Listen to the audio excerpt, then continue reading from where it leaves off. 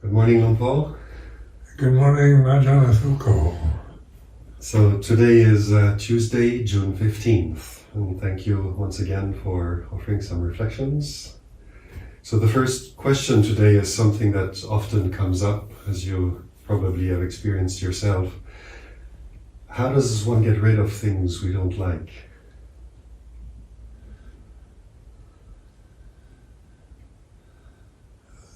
That's a very interesting question. Because in the sensory world, there's what we like and what we don't like. And this is the divisive tendency of the thinking mind to make judgments, value judgments, what is worthy, what is unworthy, right and wrong, good and bad, true and false. And so, because what we see, hear, smell, taste, touch, what we think, changes from pleasant to unpleasant, from beautiful to ugly, to right to wrong, and so it goes on and on in this sense realm. Is like this. The sense realm isn't just beautiful and constantly stabilized in beauty and truth. Its nature is to change according to conditions. So the problems that people face in life, they want to get rid of the ugly, the corruption, evil, crime. They don't want pollution. Everything is, trying to make everything perfect through sensory experience. And the senses themselves are uncertain, unstable. So, blind people can't see, whether it's beautiful or ugly, or if you're deaf, you don't know the difference between a pleasant sound or unpleasant sound. So the sensory world, depends on senses operating, and when the senses pack up, fail us, then we feel that it's a kind of what we don't want. We want accurate senses, 20/20 vision, perfect hearing, odors and tastes, and pleasant feelings in the body, and we don't want pain and disease and fevers and COVID epidemics. We want to get rid of all these things. We get rid of the devils, the evil spirits, the ghosts, the corrupt politicians, the threatening forces that we can create in our mind. We want to get rid of them. And so this is something to observe, the desire to get rid of something you don't like. And in the Buddha's teaching of the Four Noble Truths, the second noble truth is the cause of suffering. Relates to the causes of suffering, which is attachment to sensory desires, desires that we experience through the senses, and then desire for becoming, desiring to get rid of.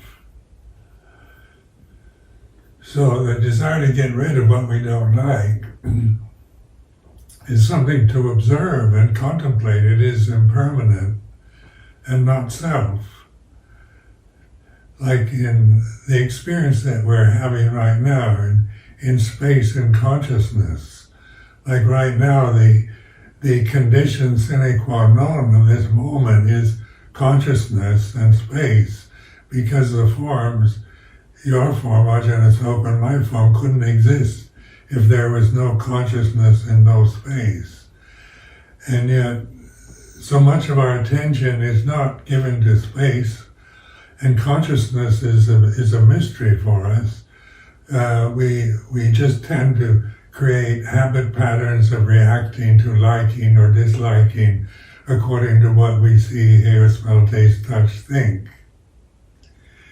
And that's what we're always attaching, clinging to the causes of suffering without realizing what we're doing. So this is called ignorance.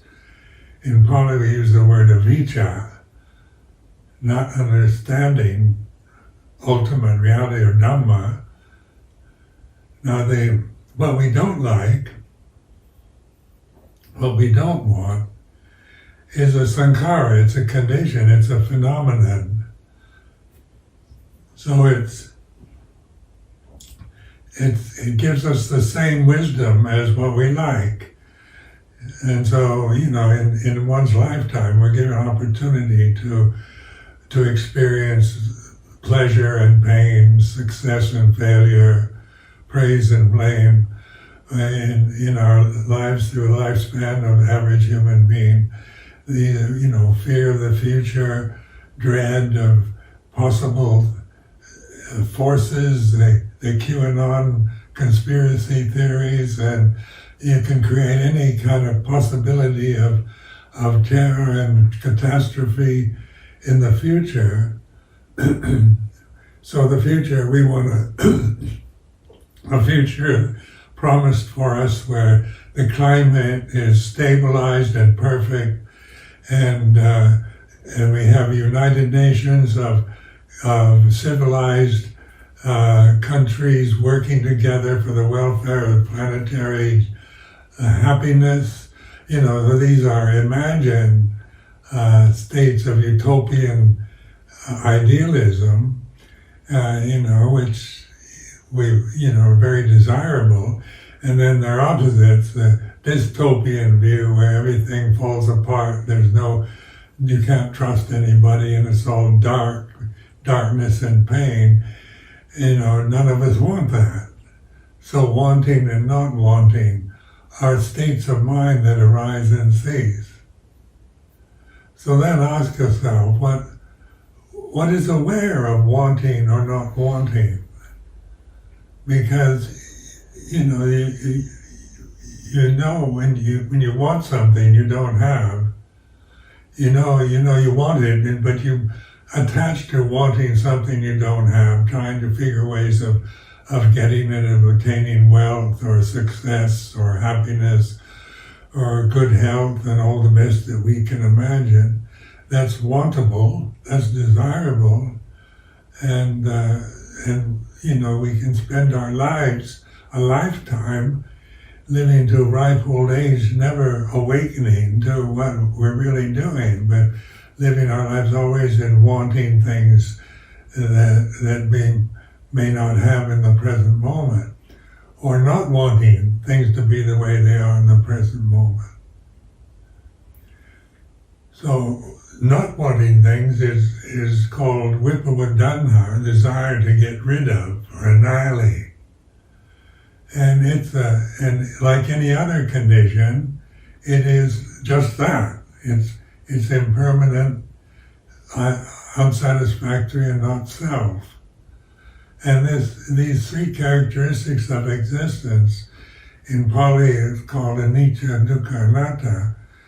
Anicca is impermanence, and dukkha is unsatisfactoriness, anatta is non-self. All phenomena is unsatisfactory, is impermanent and not self. And so in bhavana, in meditation, with wisdom, we see that when the unpleasant conditions arise, they are what they are. We can reflect on. We're changing our attitude to just reacting with aversion and trying to suppress or annihilate them, to allowing them to be what they are, because they cease all on their own. When you resist something, when you try to get rid of it through willful acts and intention, that's attachment. That's clinging to it in some way or another. So just trying to suppress evil, trying to kill evil, trying to get rid of pain and suffering, injustice, corruption, kill the devil, the evil forces in the world and so forth, is we're caught in by attaching to this kind of desire to get rid of it, it's still an attachment to it. So, you can't really, it doesn't really work because it keeps occurring over and over because it's never resolved, never allowed to be what it is and freed by its cessation. So in developing the right path, the right way of practice of meditation is letting things be what they are. When they arise, they're like this. Something we want, something we desire is like this. We're not trying to get rid of desires. We're not taking a stand against desire or evil, but using the interchange between good and bad, right and wrong, in terms of wisdom, that all conditions are impermanent, unsatisfactory, and not self. So all conditions are equal in these characteristics, no matter what their quality is, whether it's wonderful or horrible, they're equal in the sense that they arise and cease, they begin and end, and they're not self, they're not a person, they're not real in any way. They are illusions that we create, and by attaching to them we live in a world that we create with illusions. And that illusory world is basically the cause of suffering. We're going to suffer from it because it's not reality. It's not perfect. It's full of flaws. And even though you can imagine perfection, you'll never find perfection in conditioned phenomena because its very nature is unsatisfactory. And that's the way it's supposed to be. It can't be any other way. It's interesting how you point not just to the nature of the things that we like or don't like, but you keep coming back to desire for things to be a certain way. How do you broaden that awareness to include the desire aspect? Because we're so habitually drawn out into the world, and you're talking about something that brings the attention back inward. Well, that's where space and consciousness give us perspective on it. One condition can't really, that's a judgmental conditioning that we have. So the thinking process is all about value judgments. You can't help but think right and wrong, heaven and hell, good and bad, male and female. These are conditioned into us. That's our whole thinking process. Every language is based on that dualistic conditioning. So we're caught in this conditioning that we don't realize is the very cause of suffering. So in Buddha Dhamma, in Pali Buddhism, we take refuge in Dhamma. And so what is Dhamma, in terms of is there an opposite to Dhamma?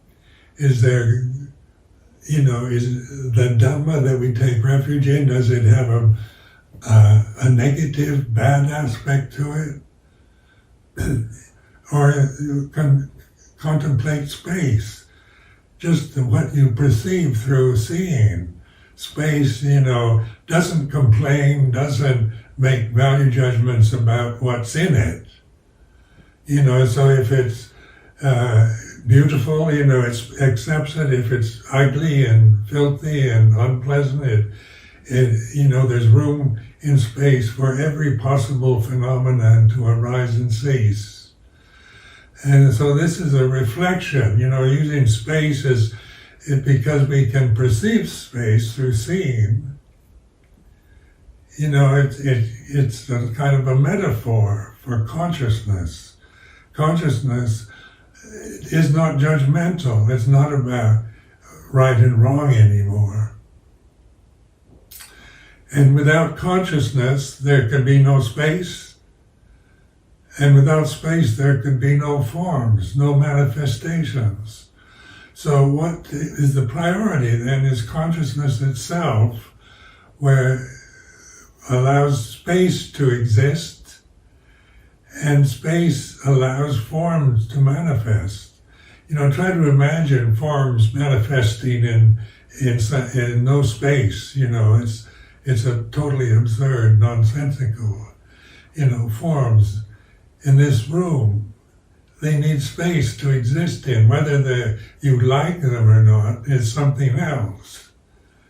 Whether you approve or disapprove, accept or don't accept them, that's what your thinking mind determines. It judges. This is bad, this is ugly, we don't want this is unacceptable. These are words, concepts that come from the thinking process. And it's very important to recognize the thinking process is what we tend to create the real world with. We create a world based on what we like and don't like. And we want, the ideal society is everything we like and nothing that we don't like. Where the idea of absolute hell, eternal hell, is where everything's miserable forever. These are ideas that we create about happiness, success and failure, happiness and suffering. And it's important to recognize idealism is based on thoughts, on concepts, on sankharas, on phenomena. The words themselves, every word, even the word Dhamma, is a phenomenon. But it points to, when we take refuge in Dhamma as Buddhists, we're not taking refuge in some metaphysical doctrine, because it's not a metaphysical doctrine or some theoretical refuge that we're taking refuge in. It's here and now. Santitiko Dhamma, we chant that in our daily chanting. And apparent here and now. Conscious space is apparent here and now. The things that arise and cease in space that we're conscious of can be beautiful or ugly, pleasant or painful, according to the way we're conditioned. And so the senses themselves, the eyes, the ears, the nose, the tongue, the very body itself, the brain itself is conditioned, it's phenomenal. So it has that limitation. It can only divide and separate and make value judgments and prefer this and want to destroy what they don't like. That's all thinking. That's all mental creations. That's not consciousness or space. So in the 6 elements that the Buddha pointed to very clearly to contemplate, consciousness, space, then earth, fire, water, and air, the solid, the liquid, the air, the fire, all forms, all manifestations in space have these elements. You can always contemplate the fire element, the air element, the earth, the liquid element in one's own body, in what we see, hear, smell, taste, touch, think. It's all can be related to things that manifest in consciousness. Space is in consciousness. Space has no limits, has no boundaries to it. It's one of the immeasurables. But without consciousness, could space exist? Consciousness. Without consciousness, there'd be no space, no earth, no fire, no water, no air. So this is why the Buddha pointed to consciousness to awareness. So when I talk about consciousness in this context, it's awareness, it's mindfulness, it's what we call the gate to the deathless. Because consciousness then, or Dhamma, we can use the word Dhamma instead, is the deathless, it's perfect, it's whole, incomplete in itself, doesn't have an opposite. And in chanting, like in Abhidhamma, we chant Kusala Dhamma. These are called Dhammas because they arise from Dhamma and cease in Dhamma. So apply that to consciousness. Thoughts arise in consciousness and cease in consciousness. But does consciousness arise and cease with the good Dhammas or bad Dhammas? Dhamma is a generic term, and in its, when we take refuge in Dhamma, we don't take refuge in Kusala Dhamma or Akusala Dhamma, but in the Dhamma. And so, by referring to this word Dhamma, which then in terms of the best we can do with language, with English language, is say it's perfect and whole, complete, flawless, and with no opposite. It's deathless. Because birth and death are depend on each other. If something is not born, it never dies. And something that isn't born, something that's born always dies. So we reflect that birth and death are an inseparable pair. What is the cause of death? It's birth. So people want to procreate the species. They want children. They want to give birth to something that's going to die. And they never reflect on that. They think of, because this is the kind of instinctual nature of our human bodies, is to procreate the species. The sexual energies that we experience in our forms are natural energies, but they are phenomena, they're conditions that arise and cease. So how do you use this to kind of develop this awareness of these three types of desires you were talking about? Well, what I advise is to take the stand of awareness, be the awareness itself. Not the owner of awareness is a personal property, but just this sense of open attentiveness to the present moment is like this. So when I say this, we're not focusing on, it's not like concentrating on an object. When I use these words, it's like this. Notice it's not judgmental. It doesn't qualify anything, it's just pointing to open awareness. And we begin to try this out in our own daily life. And right now, what you're feeling is like this. And so because these forms are so sensitive, the body, the emotional habits we have, we're so caught in reacting to pleasure and pain, praise and blame, success and failure, that we don't notice the way it is. We just caught in our habitual reactions, patterns that we've developed through our lifetime that will pursue us through to the death of this body. And between the experience of birth and death is this opportunity for enlightenment, of seeing things as they are, operating from, it's like this, the feeling you have from hearing me talk like this. When I reflect in this way, what is it like?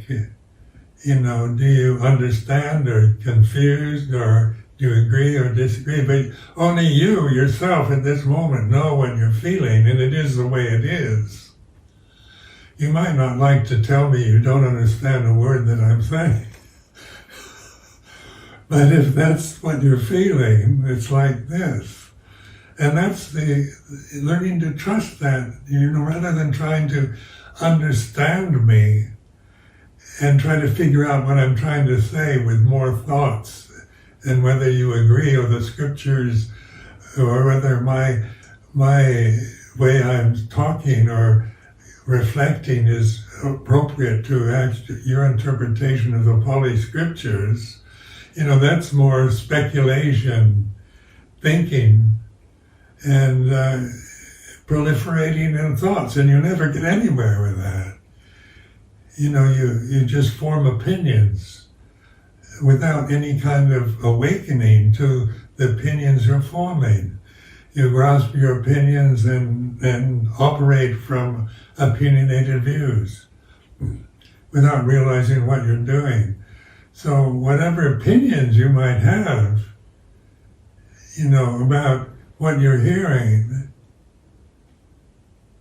it's not to form an opinion that I'm right or wrong, but to recognize whether agreement, inspiration is like this, understanding is like this, or confusion is like this, or you disagree is like this.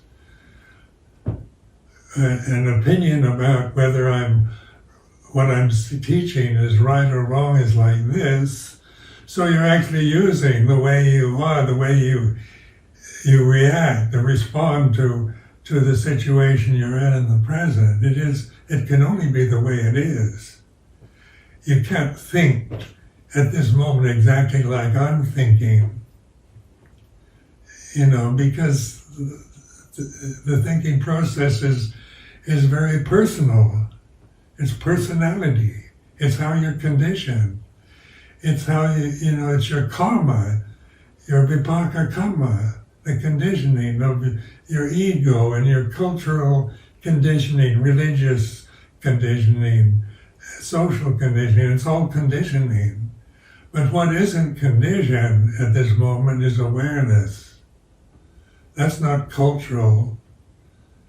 That's not something you acquired after you're born. Like a newborn baby, as I've reflected many times, is fully conscious form.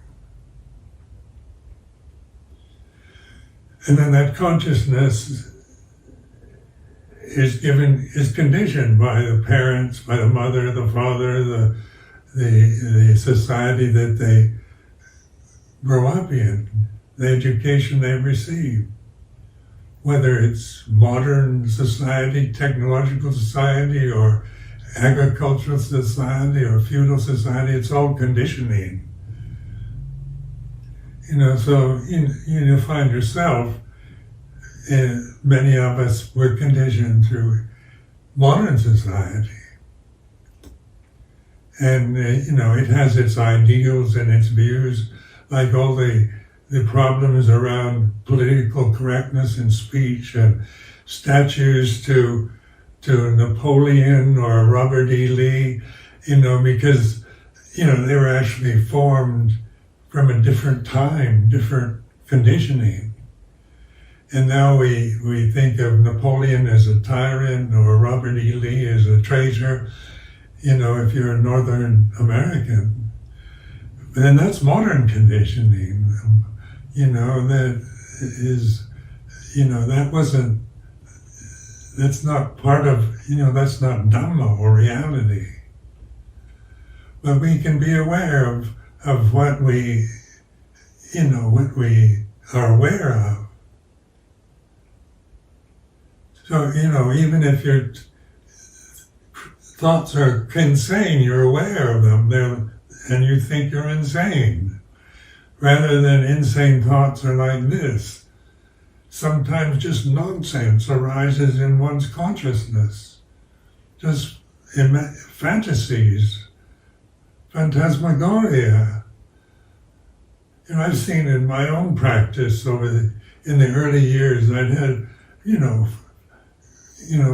delusions arising in consciousness, total crazy delusions that made no sense on the rational, sensible, social, cultural conditioning that I'd received.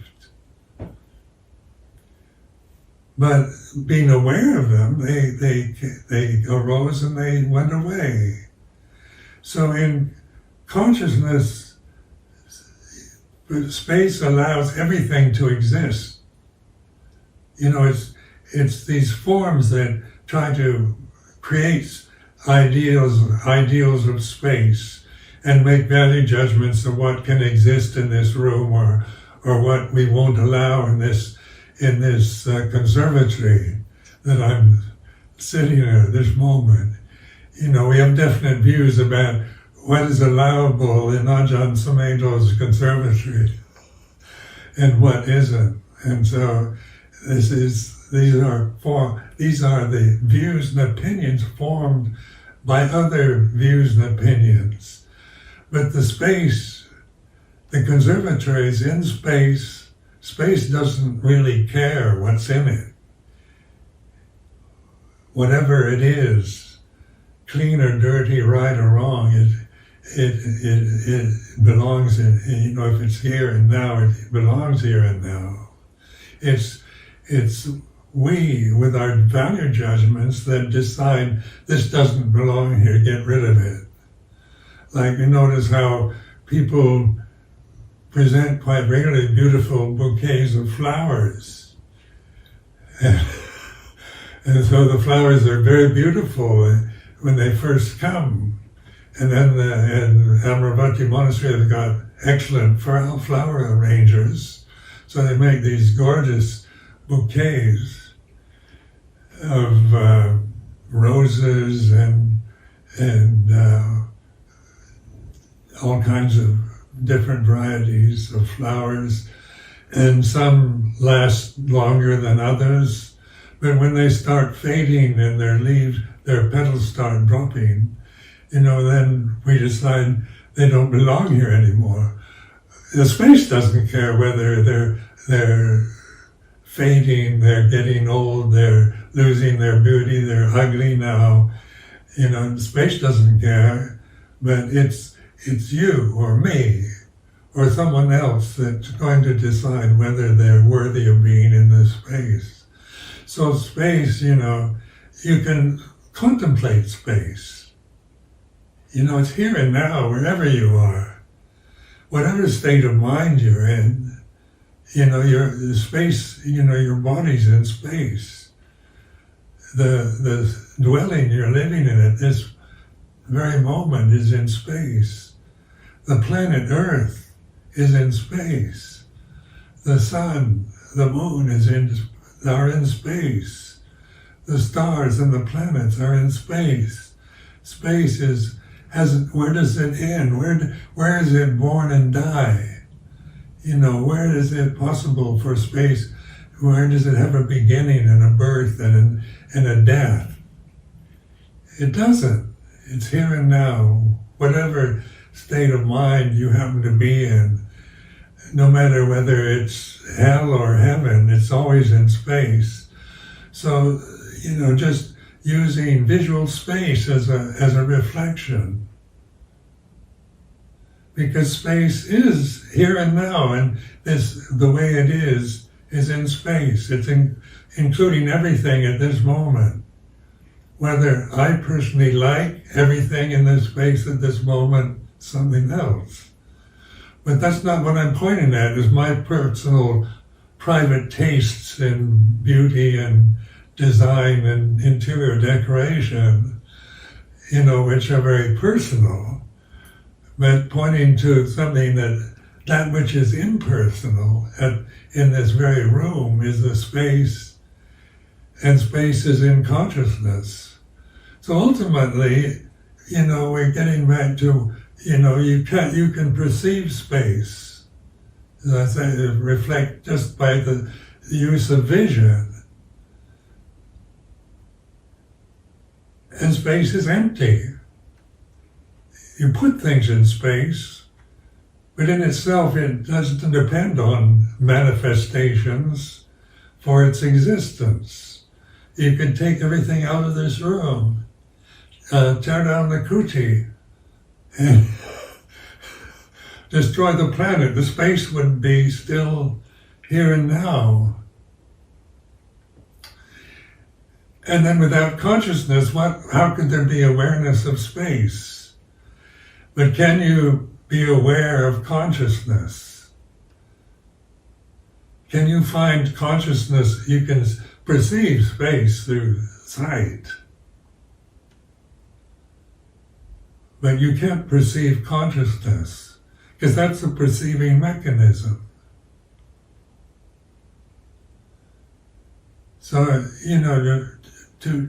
this is just common sense when you reflect on it. Even logically, it makes sense. And yet, so many people emphasize earth, fire, water, and air as impermanent, ignoring space and consciousness. But these two factors are really the ones that allow us this perspective to see the impermanence, unsatisfactoriness, and selflessness of conditioned phenomena.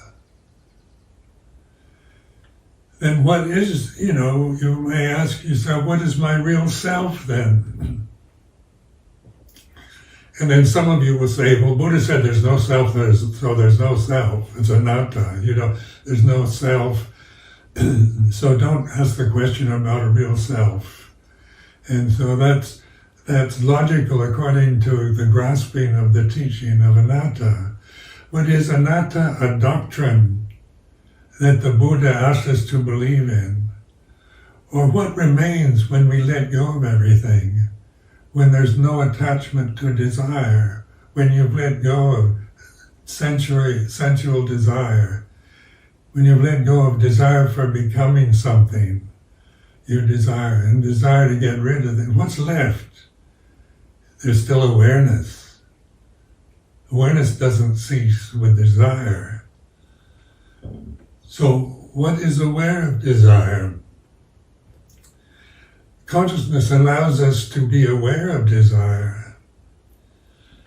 So what is your true nature? Is consciousness, not your body, not your senses, not your ego, not your cultural conditioning, not your education, not your gender, not your race, not your political values, not your religious values, not your preferences, but awareness allows everything to be what it is at this moment. It doesn't make judgments. So in Piro of Ellis's famous quote, the Greek Buddha, to suspend judgment,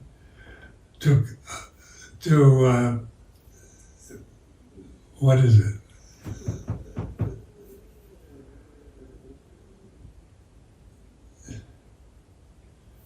It escapes me now. I can't think of it right now. But the main line of Piro of Ellis is to suspend judgment.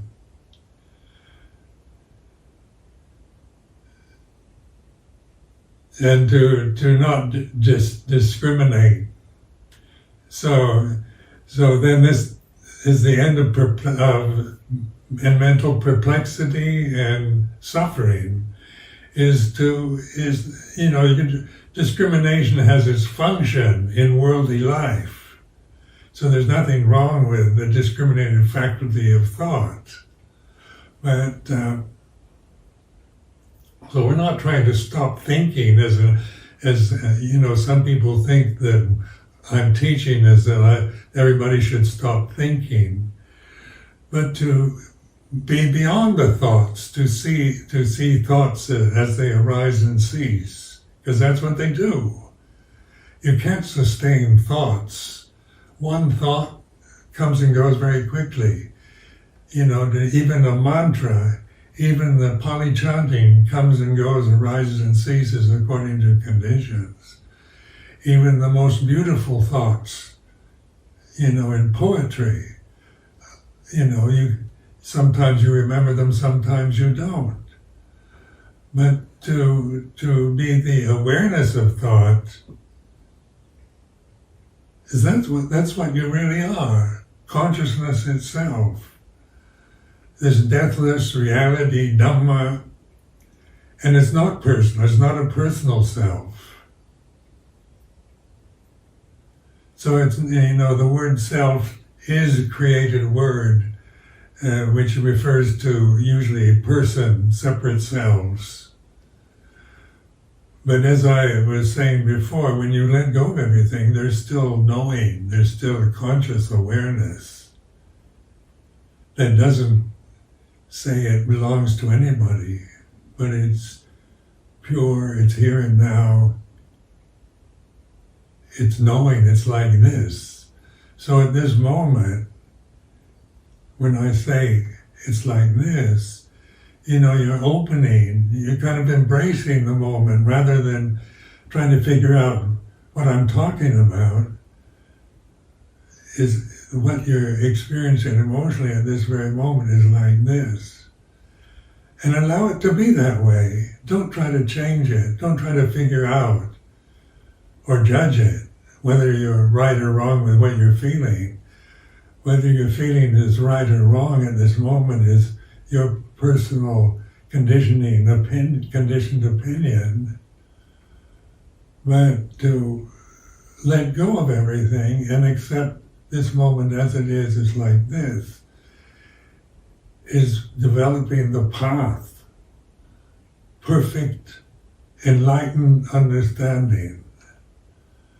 So when we talk about the Eightfold Path, it's enlightened understanding.